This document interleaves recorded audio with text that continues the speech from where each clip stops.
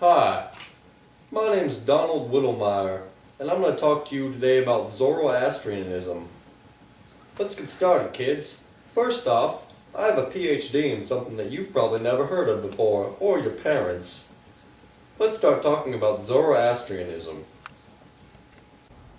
You see, Zoroastrianism started off in Persia, and they made this fancy little book here called the Avesta.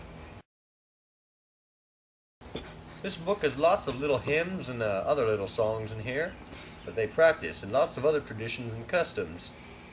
They even have traditions to scare away the evil demons that sleep away in your bed at night.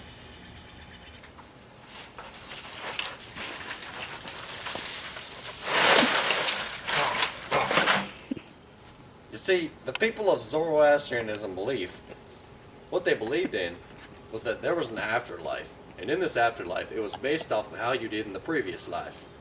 If you did good in this life, you would go to a much better place when you die. If you did bad in this life, you would go to a bad place. And it's all about the balance of good and bad.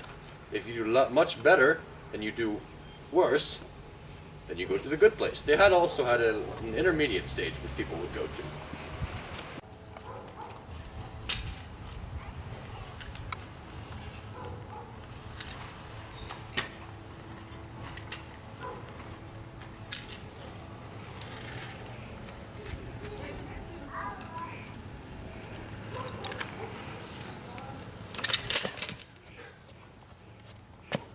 You see, one part about this religion that's very important is their tradition custom that they have at the age of 7, which happens in the country of India, and age 10, which happens in Persia. What ends up happening is that they're given a shirt and a girdle that they must wear for the rest of their life. Ew. Excuse me, time for a scooter break.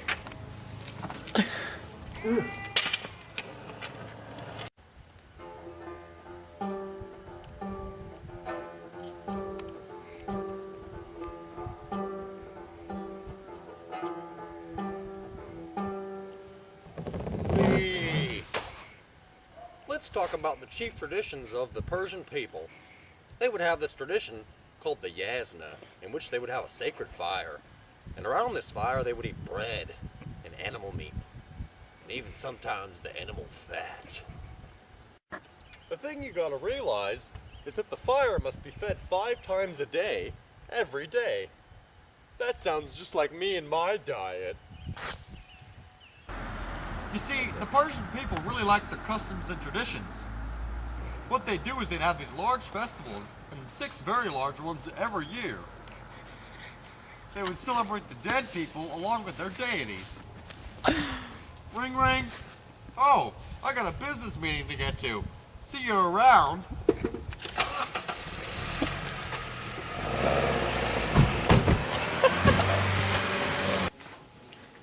We have Ahura Mazda with us today. Thanks for coming out, Ahura. Thank you very much for having me here. How do you feel about the world nowadays? Well, the world is a very dark place, but since I am the god of all goodness, I love my life. You love it.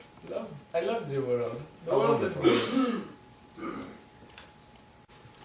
I heard that you had some specific nicknames. Would you like to share them with me?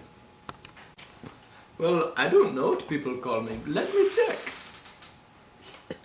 Ahura Mazda. Also known as Ormazd. Ahura Mazda. Ormazd? That is not my name. My name is Ahura Mazda. What are these people thinking? Do you feel offended by these allegations of your so-called wrong name? No, I love all people. People are good. Peace and love, bro. Peace and love. Well, unfortunately, that's all the time we have for today. Our budget's kind of low. I'm Donald Whittlemeyer, and here with me is Ahura Mazda. Stay classy, San Diego.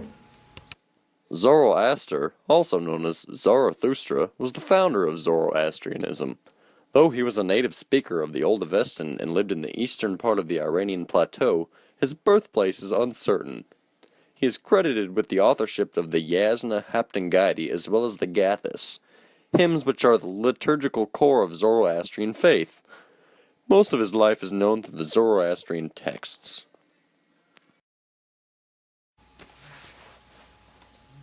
Thank you for sharing your special time with me today. It's been very important to me to share all this information about Zoroastrianism with you. Have a good one, and thanks for listening.